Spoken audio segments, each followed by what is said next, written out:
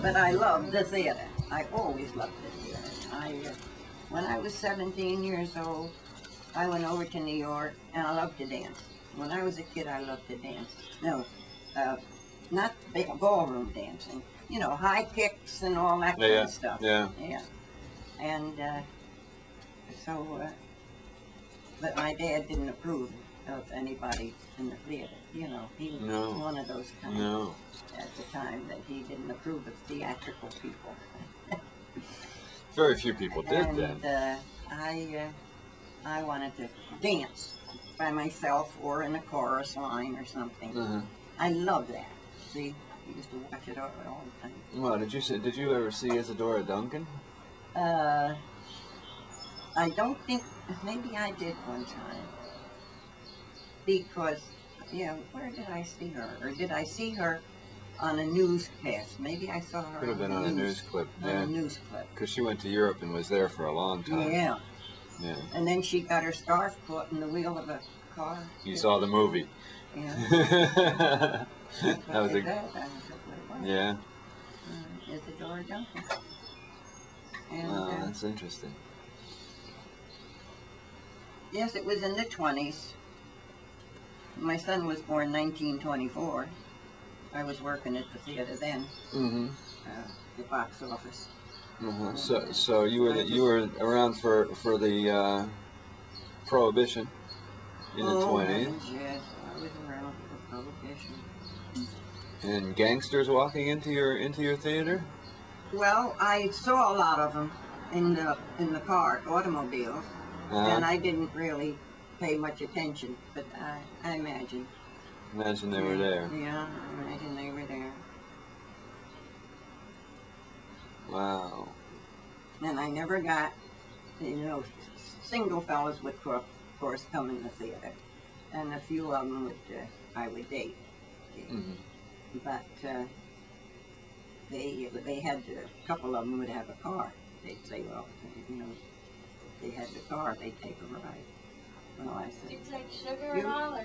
Nothing. I said, well, then the date's off. Oh, all right. I said, I don't get in the car with anybody. Great. Like, I made a date and a fella took me to a movie, and they had buses and trolley cars in those days. More trolleys than buses. And I lived up in Belleville. And I had a date. This guy took me to the movies. And he started, and I said, where are you going? He said, we're going to the car and take you home. Oh, I said, no. If you want to take me home, you're going to ride the bus. He did. He did? He rode the bus. Get me on the outskirts of Newark, New Jersey, and Lord knows where I'd wind up. Yeah, this is true. Yeah. This is true. I never did.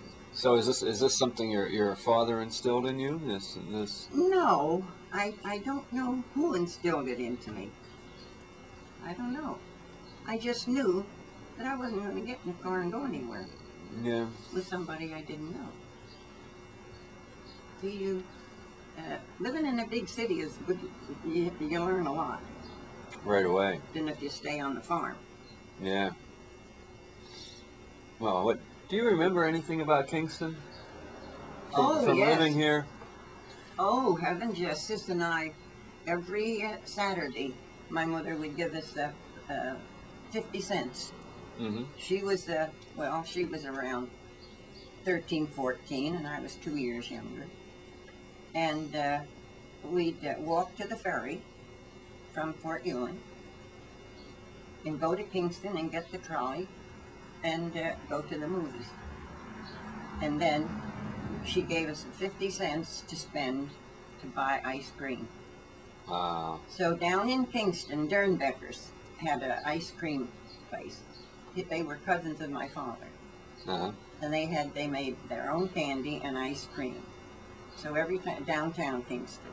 So when we come from uptown movies, we get out at downtown and we go to cousin, I forget what her name was, cousin something or other, and we'd have our ice cream. with that 50 cents we've had Well, left. this Oh, was mercy. this was instant, so it might be, you know how that Well, one I shot have, thing kind of makes it hot. That's Yeah. all. It might be. the well, I burn. have instant that I take if I just don't feel like making a big pot of coffee. Yeah. And so that's the way we go at the movies. And then we'd walk from the ferry up to Port Ewing. So that was a ferry to Kingston. That was a ferry from Rundout to Kingston. From Rondout And to it held Kingston. 4 automobiles. You could get 4 automobiles Was that on the it. skilly pot? The skilly The pot. skilly pot. The old skilly pot. 2 cents, and they had here on this side of the skilly pot was the machinery that ran it, Uh-huh.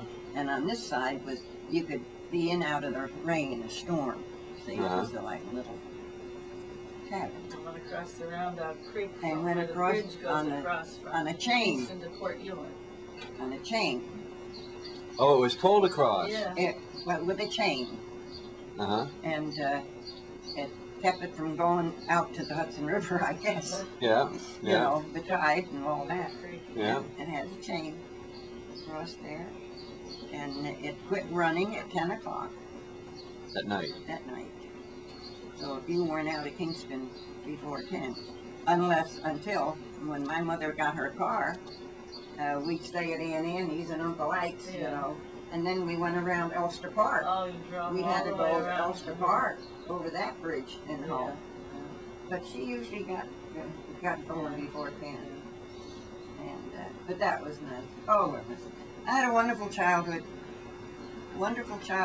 and young adulthood. It was really nice. I'm glad that I was born in that era Yeah. because Yeah. a lot happened then. You know, you had World War One. World War One. Yes. Well, you were a kid during World Yeah, War One. I was 11, 12 years old. Yeah. Yeah. And then in World War II, of course, my son was in the Navy. Mm-hmm. So you had relatives in World War One also?